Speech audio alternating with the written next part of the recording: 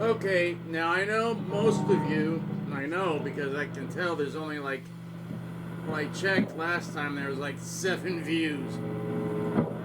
3-part video. And I know I censored the hell out of it, but I'm a Sunday school teacher, man.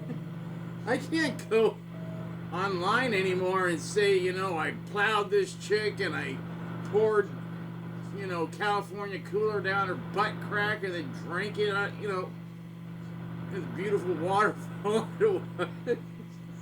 Or, you know, anything, just think. Anything that had to do with sex, drugs, and alcohol and trashing stuff. Now, Motley Crue was cool because they knew if they trashed, they were paying. So when, was it Vince, I think, spun around and crashed into the planters? Each planter was like over $1,000. Just to put things in perspective a little bit on craziness, that was 1987. Vince spins his Harley into these big, you know, ceramic planters. I mean, the place is very nice. I mean, the guy's making enough money where he can buy this kind of planters. So anyways, Vince smashed them, but he knows, boom. That day, Vince wrote him a check. I'm sorry, dude. He goes, it's all right, it's cool, I'll get more, you know, da-da-da-da-da. So obviously they weren't that rare because they had exactly the same ones almost put in within a few days. Well, he waited till Motley Crue left, and yeah, just Motley Crue, because Wasp and us stayed, and there was a guy, a representative, to make sure that we weren't going to start up again, you know, my band and Wasp. Nobody else was coming in, which was weird, because one time Kicks, you know, that band, they were in town, they were recording something, so they needed to come in and rehearse and do some stuff, so they rented a room. The Bangles came in to the room that Wasp was in, like the next time we were there, and yeah, I can say it. So the drummer went in there and he's like, dude, I'm the Bengals, you know, and he's on the drum set, and I'm like, yeah, if you were that, you know, singer, that'd be a lot, you know, she's hot. You know, the dark hair, the little one that, you know, immediately got married, or she did get married, I think, and had kids, and I don't know what she looks like now, but some can pull it off, some can't. She was a little girl, so she probably did. Anyways, he said, whoa, a bag of zillion, you know, platinum symbols. I'm like, cool, man. And he opens it up, and they're brand new. Each one is sealed. I'm like, no. He goes, all right, man. So me and my friend Gary walked out of the room because we, you know, looked around. And I picked up the bass, and I picked up a guitar just to say I played on the Bengals instruments, and then walked out. Sometime when we weren't looking, he went back in there and grabbed the cymbals and walked out. I'm not going to say which drummer, just for him. But what the fuck? You don't do that. So me and my friend Gary, in our drunken logic, because he was storing them at my house because he didn't want them with him, we said, dude, let's take these down to Guitar Center and sell them and get a ton of money and go to like a bunch of strip clubs and just party, and then we'll like end up at the friggin' Rainbow with, you'll have some chicks. He pretty much knew that, you know, I had a reputation at that time where I could go into strip clubs and I usually knew one or two strippers, or they knew me through their friends, because they're all kind of sort of interconnected. And there was this girl, she was dancing to a song from that not Rockin' a Hard Place. Is it Rockin' a Hard Place? The Aerosmith album with the two guitarists that were on it that were not the original. You know, Joe Perry and the other guy that nobody talks about, Brad Whitford. It was that band. And on that album, there's a song. It's a really cool song. It's a slow one, and she was dancing to it and sliding around the pole. And I'm like, she is beautiful. And it turns out she's one of the chicks in the Girls video. And that video had just happened like 2 years before. Let's see, has it been 2 years since 87, 80? Okay, about a year, because things slowed down. I was in another band. I started another band with some guys from back in the Midwest.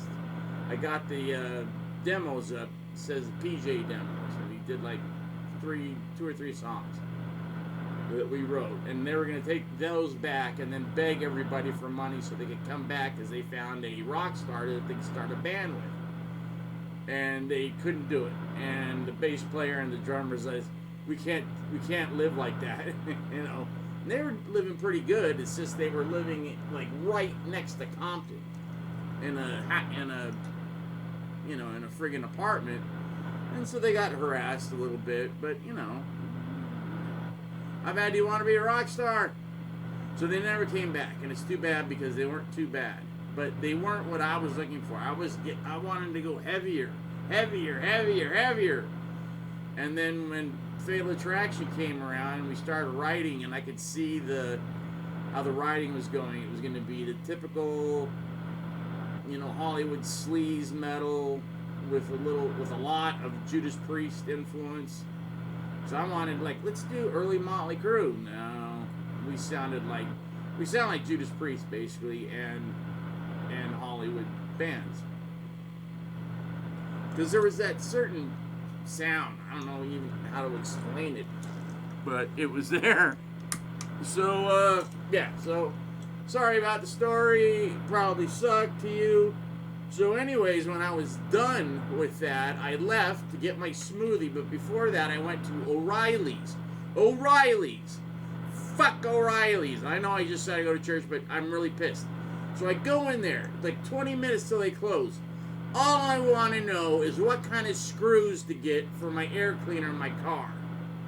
I know this isn't a, so there's this freaking dude, his name is Angel, but he looks whiter than me, which is really white, because I'm like that much Indian, and then the rest is English and, Dutch. So, a little bit of Scottish. So, I go down there, and he's just sitting there. He's like, "Can I help you?" I go, "Yeah, I need to find 4 screws for my air cleaner on my Chrysler 300." He goes, "Yeah, we're closing." I go, "You're open for 20 minutes. Where are the screws? Can you just tell me what screws to get, and I'll go find them and then buy them? I wanted you to come out and look and, maybe help." He goes, "Yeah, we're not allowed to go out, 10 minutes before closing." I go, "It's 20 till." This guy's just a punk. And you can tell he'd been, in the back token, because they don't get any business. They're way back behind Hobby Lobby. So who's going to go to O'Reilly's? Oh, this housewife that's going to Hobby Lobby. "Oh, I was going to buy some little pearls to make a necklace and a bra." I don't know. And, "Oh, look at O'Reilly's. I think I'll get the radiator cap that my husband," blah. You can't see it, so they barely get any damn business. So I'm like, "I'm trying to give you business." He goes, "Yeah, I don't care. Just come back tomorrow."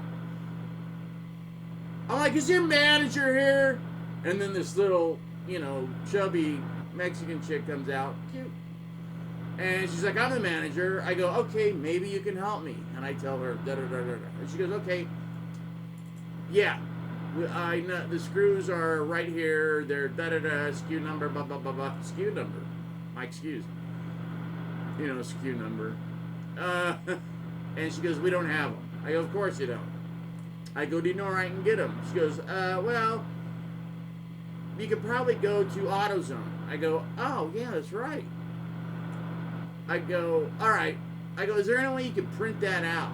And she's like, "Yeah, let me see." And then the guy, that's being a dick, he's like, "Oh, yeah, just print page. It's up there." And I'm like, oh. She goes, "Is there anything else I can help you with?" Because she was done. And they had like 10 minutes to go till 9. Well, maybe 5 by now.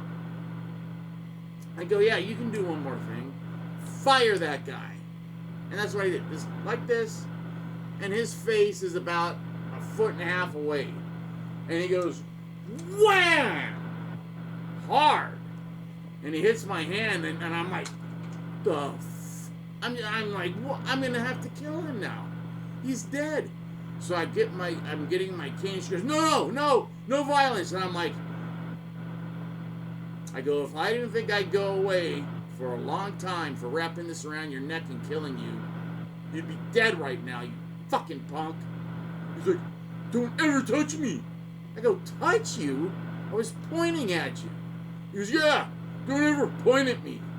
I go, "Why? Does it hurt, you jackass? You never hit a customer." What the fuck? So I go, "Oh, you're fucked, Angel." He goes, "Why?" I go, "Because you hit me. You hit a customer." "Well, you pointed at me." I pointed at you. And I look at the friggin' manager. I go, "Are you going to do anything?" She's like, "I'll talk to him." I go, No. He's fucking gone. If you don't fire him, I'm going to fucking put a fucking lawsuit down on your ass for assault that you will not forget. Because that fucker is in his 20s. I'm 60 years old, and he struck me because I pointed at him. Fuck you! And then I ran over and grabbed the page out of the printer. I walked over and walked out, and I said, "You guys are fucked." And then these two, dudes are coming up, nerdy dudes. They're like, "Hey, man, is it closed?" I go, "It's 9 o'clock. It's like 9:04. They're closed. They're not helping anybody. They're idiots. They're like, oh man, all we need is a light bulb. I'm like, yeah, fucking knock on the door. So they knock on the door, she opens it. She's like, yeah, come on in. I go, what the fuck? It's after 9. And she just closes the door and walks away like I'm not even there. I'm like, oh, you are effed. And then I went and got my smoothie. And I told my smoothie guy, who's very nice, I said, look, the guy, da-da-da-da, and he hit me. And I look, my hand is still bright red. And he's like, oh my goodness. I go, yeah, I would never expect to have that happen at Jamba Juice. That'd be funny. But I'm like, what would you do? I mean, who's the manager here tonight? And he goes, I am. I go, what would you do? And he goes, I would send the person home right now. Right then. I would tell them to go into the back since it was close to 9, and then I would talk to him and said, you don't come in tomorrow until we straighten this out. I go, exactly. Because I was a manager. I've been manager at Clean Music on the weekends. I was manager at Photochem, and I was manager at this place called Digital Editing Solutions for about 6 months until they went beep in the .com thing, and I lost all my money that I had in what do you call it when you put your money in a thing and you let other people do it for you with stocks. And I built mine up to like almost 240,000 $240,000 in my, what the hell is it called? Anyways, I lost it all, and it went to below this limit, and they said, okay, we're gonna have to cash you out and write you a check, but we're gonna have to fine you for doing it early. I go, I'm not doing it. You're doing it. Why do you have to take money out for taxes when you're the one closing my account? Just keep it going and bring it back up, you idiots. Oh no, too late. Check's on the way, already done, and I get a check for $1,700. $1,700. So never trust putting your money into stocks. I can't remember. 401k. Fuck, hey. Man, my brain. So there you go. There's your story.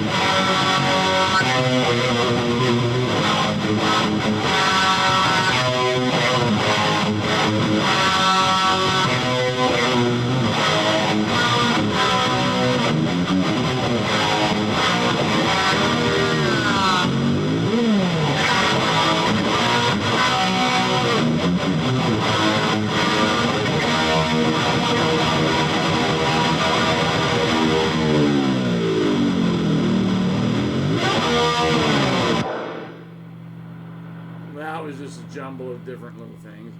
I know, I suck.